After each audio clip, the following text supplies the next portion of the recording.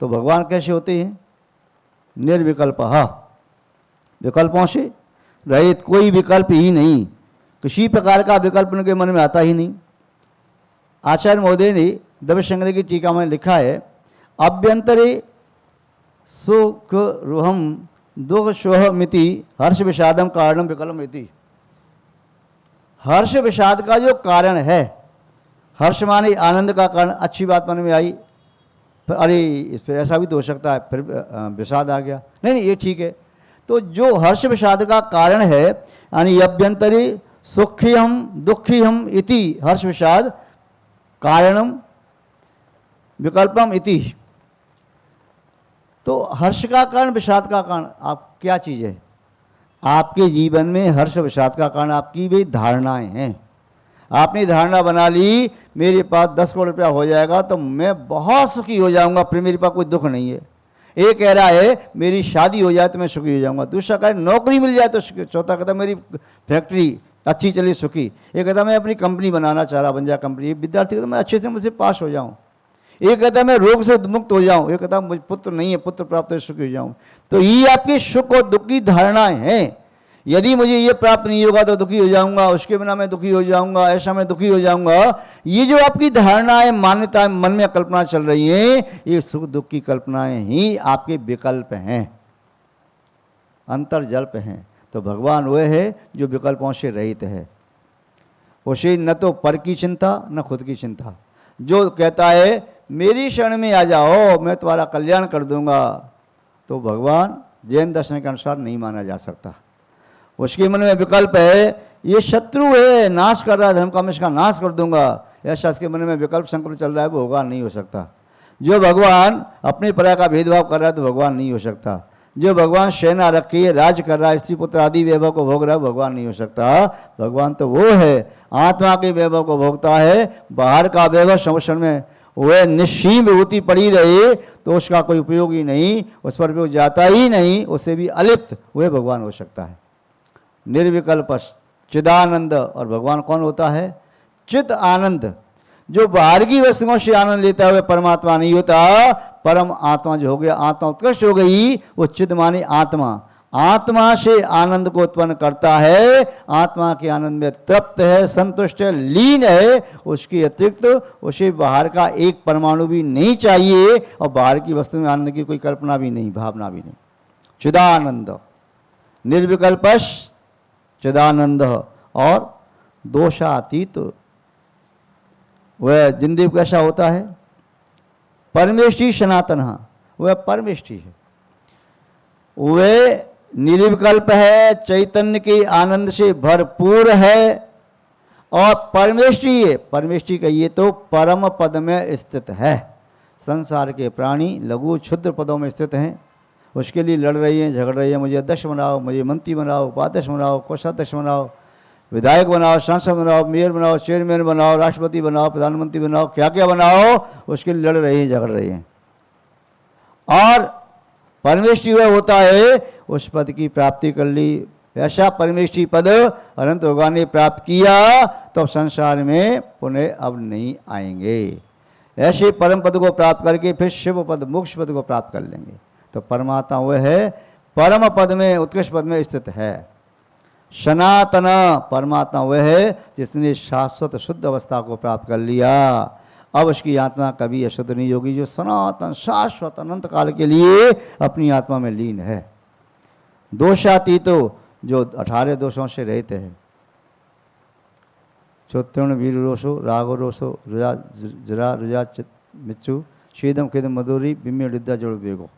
आचार्य कुंदकों स्वामी ने नियमसार में 6वीं गाथा में कहा ये क्षुधा तृषा आदि 18 दोष हैं, जिसमें नहीं पाए जाते वही वास्तव में सच्चा देव है। दोषातीत, तो जिसमें कोई दोष पाया जाता है, जैसे भूख लगती है तो भगवान नहीं है, प्यास लगती है भगवान नहीं, थकान आती है भगवान नहीं, पसीना आता है भगवान नहीं, आश्चर्य होता है भगवान नहीं, खेद होता है भगवान नहीं, विषाद होता है भगवान नहीं, जन्म होता है भगवान नहीं, मृत्यु होती है भगवान नहीं, बुढ़ापा आता है तो भगवान नहीं, वह भगवान नहीं होता।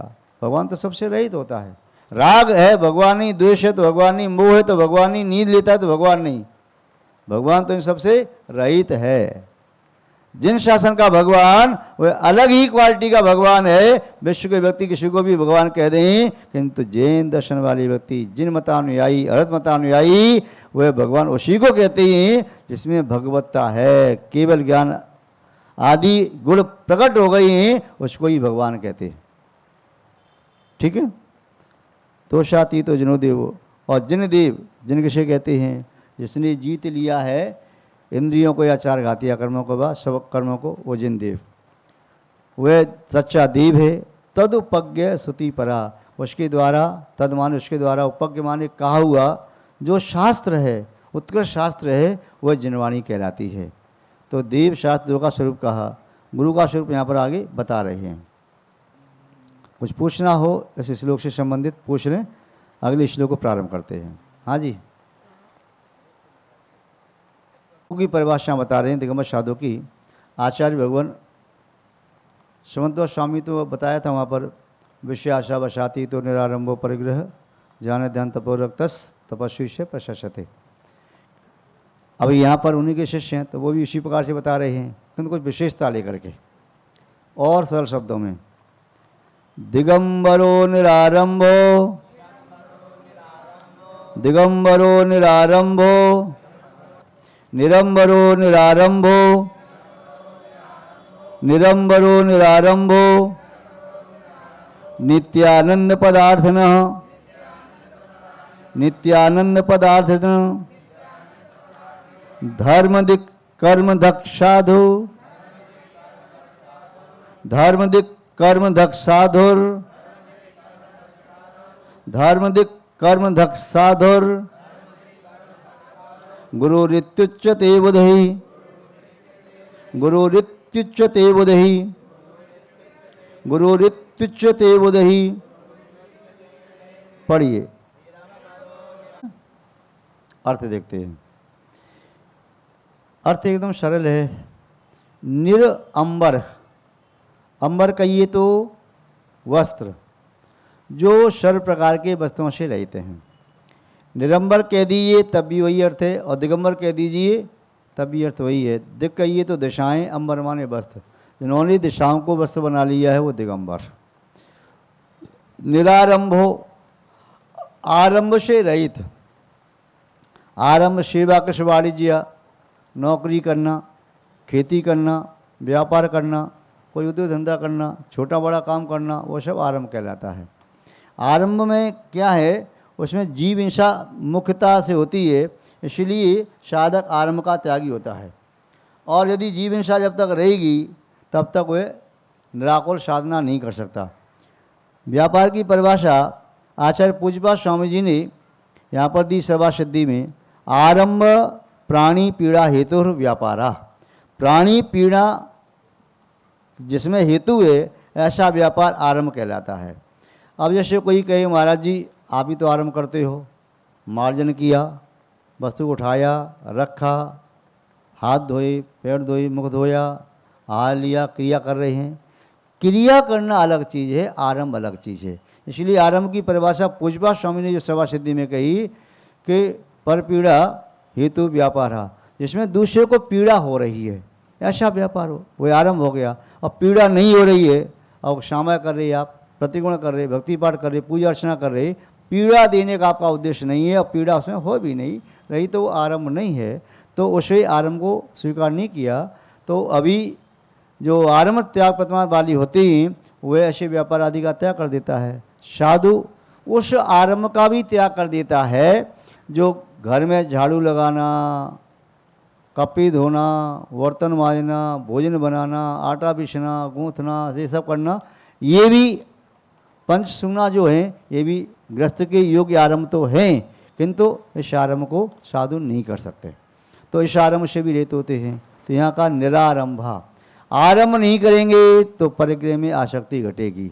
परिग्रह के लिए व्यक्ति आरंभ करता है, एक काम करेगा, दो काम, चार काम, 10 व्यापार करेगा, इससे और ज़्यादा धन कमा सकूं, और ज़्यादा धन कमा सकूं। जब धन में ईहा नहीं होगी, धन में स्पृहा नहीं होगी, आसक्ति नहीं होगी, इच्छा नहीं होगी, तो व्यक्ति करे ठीक है क्या करना।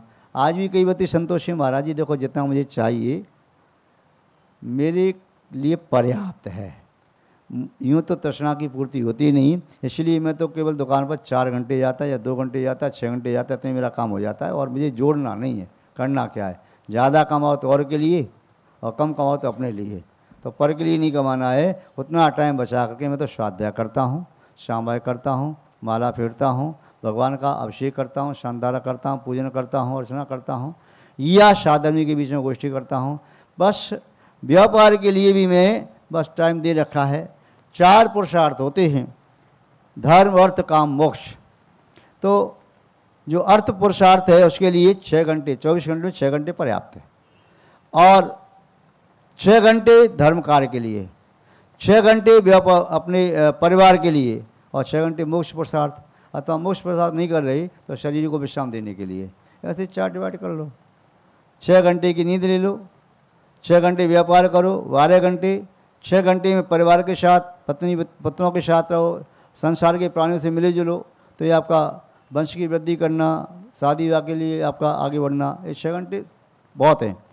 और 6 घंटे फिर धर्म ध्यान के लिए 6 घंटे आपके हो जाएंगे यदि आप ईमानदारी से करते हो। तो प्रातःकाल शाम का आपने की, फिर आपने मंदिर में आए, अभिषेक पूजन किया, घंटा 2 घंटा उसमें लग गया, फिर स्वाध्याय आदि किया, फिर शाम को आपने आरती वगैरह की, फिर स्वाध्याय किया, सामय की। तो ऐसे करते हुए 5-6 घंटे समय आप निकाल सकते हैं। तो निकाल लिया, बस आपको फिर घबराने की आवश्यकता नहीं है। जो 6 घंटे धर्म के लिए निकाल देता है उसके लिए व्यापार के लिए 6 घंटे बहुत ज़्यादा हैं। 2 घंटे में भी काम हो सकता है। पुण्य कमा रहा है तो काय के लिए इकट्ठा करेगा, कहेगा ठीक है ज़्यादा ना चाहिए। और वो जो धर्म से नहीं जुड़ा है वह कहेगा और चाहिए, 1 फैक्ट्री अभी, अगले साल 2 फैक्ट्री और लगाऊंगा, फिर 5 फैक्ट्री और लगाऊंगा, फैक्ट्री को और बढ़ाऊंगा, उसकी तृष्णा बढ़ती चली जाएगी। तो यहाँ पर कहा है कि व्यापार के लिए समय कम करके धर्म के लिए समय बढ़ाए तो ठीक है। अभी धर्म के लिए क्या करता है, 24 घंटे में से 6 घंटे तो ठीक है, 6 घड़ी भी नहीं है, 6 घड़ी का ये तो 144 मिनट, उतना भी नहीं है। और तो क्या 60 मिनट भी नहीं है, और किन्हीं किन्हीं का तो 6 मिनट भी नहीं है। तो जो धर्म के समय को अन्य कर्म में खर्च करते हैं उनके जीवन में फिर संकट दुख कष्ट आते हैं। और जो धर्म के लिए अपना समय पर्याप्त देते हैं तो उनकी आपत्ति विपत्ति टल जाती हैं, पाप पुण्य में संगत हो जाता है। और कदाचित तीव्र उदय आया, नहीं संकट हुआ, नष्ट नहीं हुआ, तो उस कर्म को सहन करने की सामर्थ्य प्राप्त होती है, समता भाव आ जाता है। इसलिए धर्म करना परम आवश्यक है। तो यहाँ का साधु क्या है, निरंबर होते हैं, निरारंभ होते हैं, आरंभ परिग्रह से रहित होते हैं, नित्यानंद पद अर्थ ने, और वे नित्य आनंद वाले पद के अर्थी होते हैं। अभी आपने देखा भगवान का लक्षण चिदानंद, चेतन का आनंद, चेतन का आनंद ही नित्य आनंद है। ऐसे नित्य आनंद के पद को प्राप्त करने के लिए अर्थी, इच्छुक, वांछक होते हैं, अभिलाषी होते हैं।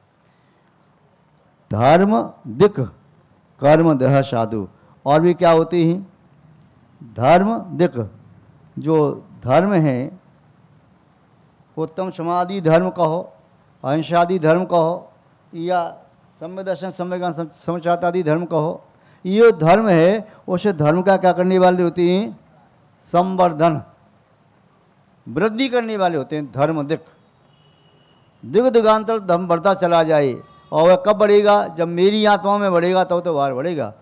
पुष्प में खुशबू आएगी, पुष्प के अंदर खुशबू है तब तो खुशबू बाहर फैलेगी, उसमें नहीं है तो कैसे बाहर फैलेगी। मैं अपनी आत्मा को प्रभावित नहीं कर पा रहा तो संसार में प्रभावना में करने की कोशिश भी करूंगा तो कैसे करूंगा। पहले धर्म से मैं अपनी आत्मा को प्रभावित करूं तब तो मैं दूसरे को प्रभावित कर सकता हूं। इसलिए आचार्य महोदय ने कहा आत्मा प्रभावनीयो रत्नत्रय तेषा सततमेव दान तपोजन पूजा विद्या तस्य जिन धर्मस्य। तो पहले तो अपनी आत्मा को प्रभावित करो, उसके बाद में दान तप पूजा इत्यादि के माध्यम से बाहर में प्रभाव ना करो। और आपकी स्वयं की श्रद्धा तो है नहीं और बाहर बहुत दिखावा कर रही हो तो प्रभावना थोड़ी हो गई। वो दिखावा आप अपने नाम के लिए कर रहे हो, धर्म के लिए नहीं कर रहे।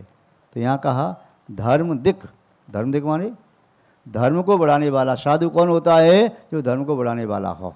कर्म धक, और कर्मों को जलाने वाला हो।